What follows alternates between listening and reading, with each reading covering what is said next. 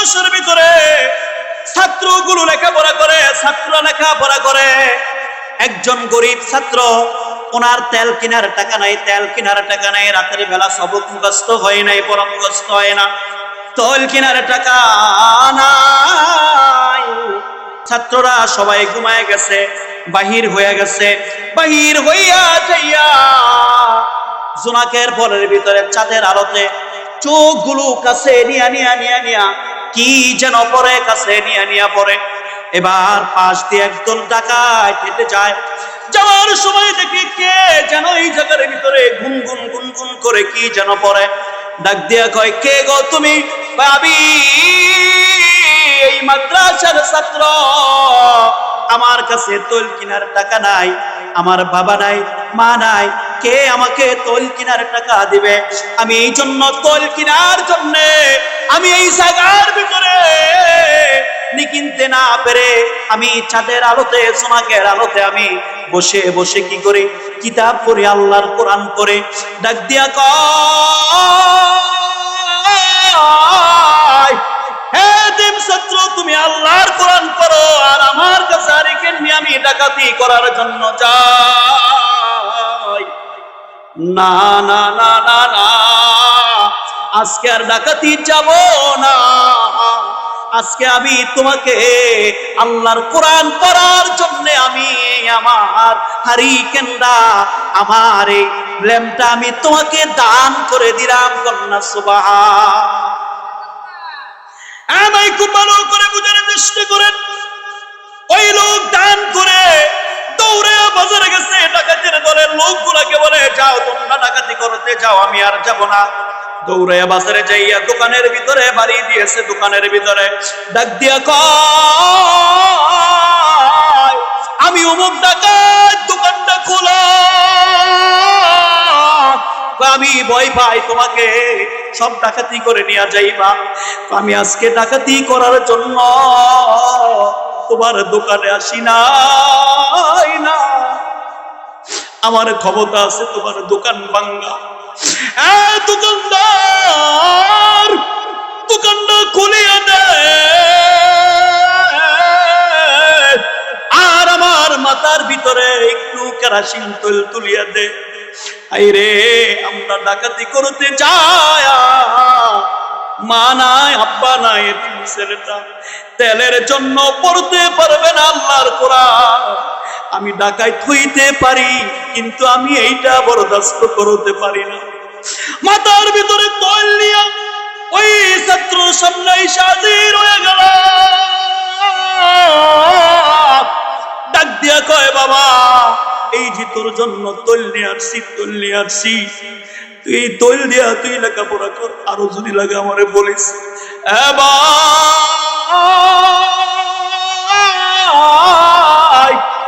ওই ছাত্ররা তৈল দিয়ে লেখাপড়া করে সকালবেলা সবক দিল। কিছুক্ষণ পরে ডাক দিয়া কয়, ছাত্র, তোমাকে যেই লোকটা তৈল দিছে ওই লোকটাকে তুমি চিনোনি? ডাক দিয়া কয়, হুজুর আমি চিনি। কয়, চলো যা ওই লোকের কাছে। কয়, ওই লোকটারে চিনি, কিন্তু বাড়ি চিনি না, ঘর চিনি না। কয়, গতকালকে রাত্রে আমার দিনের নবী আমাকে স্বপ্নে দেখাইছে কে যেন একজন আমার মাদ্রাসার ছাত্রকে তৈল দিছে। ওই লোকটা দুনিয়ার থেকে বিদায় নিয়ে চলে গেছে। আমাকে ইশারা করছে, যাও যাও। যে আমার মাথার টিপের ভিতরে হাত বুলাই দিল, যে কোরআন পড়ার জন্য আলো দিয়ে দিল, আমার আল্লাহ তার জিন্দেগিটা আলোকিত করে দিছে। যাও যাও যাও, ওই লোকটা মারা গেছে, ওনার যে দাফনে কাফনের ব্যবস্থা করো আর জানাজা পড়ো। আমার আল্লাহ এই তৈল দেওয়ার বিনিময় কোরআন দেখানোর জন্য আমার আল্লাহ তাকে দুনিয়া ভর আখিরাতের ভিতরে কল্যাণ দিয়া দিছে। এই ভাই, মাদ্রাসার ভিতরে হাফেজে কোরআন না পড়ে, এদেরকে আমরা যদি কিছু দিয়া যদি সহযোগিতা করতে পারি, ভাই ওই ডাকাইতের মতো আল্লাহ সুবহানাহু ওয়া তাআলা আমাদেরকেও আখিরাতের পথ দেখাইতে পারে কি পারে না? জোরে বলেন। এই দোয়ার পথ আছে কি নাই? বাজারে দেখা হইলে তোমার নাতিটা কিন্তু কত সুন্দর, আমার নাতিটা কি সুন্দর তেলাওয়াত করলো, কত সুন্দর করে হাদিস কয়, তোমার ছেলেটা কত সুন্দর। কি বলেন, কথা ঠিক কিনা? তাহলে পথ দাঁড়ায় প্রস্রাব করানোর পথ আছে, বৈশা প্রস্রাব করার কি আছে? এখন আপনার ইচ্ছা, আপনি কোন দিকে নেবেন? ভাই, এই জায়গার ভিতরে আজকে হাফেজ ছাত্র হয়ে গেছে, তাদেরকে পাগড়ি প্রদান করবে। এই মাদ্রাসার পক্ষে থাকুন না মানুষও, এই পথও আছে। আমার গান মজলিসের ভিতরে আবার সিনেমার পথে যাউন নাও কি বলেন, আছে কি নাই? একজন ছাত্র যদি কোরআনের হাফেজ যদি হয়ে যায়, কোরআনের হাফেজ যদি হয়ে যায়, এর সঙ্গে 10টা লোক বিনা হিসাবে জান্নাতে যায়। কয়টা? 10টা লোককে কোরআনের হাফেজ সুপারিশ করবে 10 জন।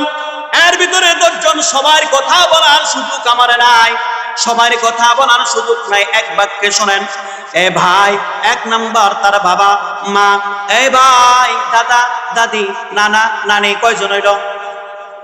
জোরে বলেন, কয়জন? 6 জন হয়ে গেছে। এবার 7 নম্বরের ভাই, তার শ্বশুর শাশুড়ি, আলেমের হাফেজ কোরআনের শ্বশুর শাশুড়ি। কেন তারা জান্নাতে যাবে? ওই একজন গরিব ছাত্রর কাছে, হাফেজের কাছে, আলেমের কাছে ইনকাম কম থাকার পরও তার কাছে কি দিছে? মেয়েটা দিছে। আল্লাহর উপরে বিশ্বাস করে আলেম দেখা মেয়েটা দিছে। আমার আল্লাহ ডাক দিয়া কয়, ওই মেয়েটা যে আমি আল্লাহর কোরআন আলেমকে বিশ্বাস করে যে দিলি, মোহাব্বত করে যে দিলি, তোকেও আমি খালি দেব না, এই আলেম তোকেও জান্নাতে নিয়ে যাবে। কন্যা সুবহানাল্লাহ। এবার শুনেন 9 আর 10 খুব ভালো কইরা বোঝার চেষ্টা করেন। 9 নম্বরে যিনি যাবে তিনি ওই ব্যক্তি, এই সোহেলপুরের মানুষটা, যেই মানুষটা এই তিনখানার ভিতরে 1 বস্তা চাল দিয়েছে, 1 বস্তা ডাউল দিয়েছে, 20 কেজি মুরগি দিয়েছে, ভাই কুরবানির চামড়াটা দিয়ে দিয়েছে। যখন হাফেজে কোরআন জান্নাতের দিকে যখন নাকি রওনা হবে, ডাক দিয়ে বলবে, হাফেজে কোরআন তুমি আজকে জান্নাতে যাও, কাটটা খায়া যাও। এই দিন ডাক দিয়ে বলবে, আল্লাহ, ওই যে সোহেলপুর আমি লেখাপড়া করছিলাম, ওই সোহেলপুর লেখাপড়া অবস্থায় আব্দুল মান্নান সাহেব, আব্দুল সত্তার সাহেব আমাকে 1 বস্তা চাল দিয়েছে, চালটা খাইয়া খাইয়া আমি আপনার কোরআন তেলাওয়াত করছি, আমি আপনার কোরআনের হাফেজ হইছি, এই জন্য আজকে জান্নাতে যাই। ওই কোরআন পরে ভরে ডাক দিয়া বলবেন, ইমুখারা খাইয়া তুমি হাফেজ হইয়া জান্নাতে যাও, আজকে বুঝি তারে সারা বুঝি আজকে তুমি জান্নাতে চলে যাবা? না না না না না, যাও ওই আব্দুল সত্তার, আব্দুল মান্নান, এরা সারা আছে, হাশেম কাশেম যে যেখানে আছে, সবাইকে তুমি ডেকে নিয়ে আসো, এদেরকে সারা তুমি জান্নাতে যাইতে পারবা না। ভাই, ওই যে সোহেলপুরের আমার মা গাছের ভিতরে লাউ ধরছে, 2টা লাউ নিয়ে আসছে ছাত্রকে দেওয়ার জন্য। ভাই, গাছের ভিতরে সিম ধরছে, ইচ্ছা করলে ইলেটগঞ্জ বাজারের ভিতরে নিয়ে সিম বিক্রি করতে পারো।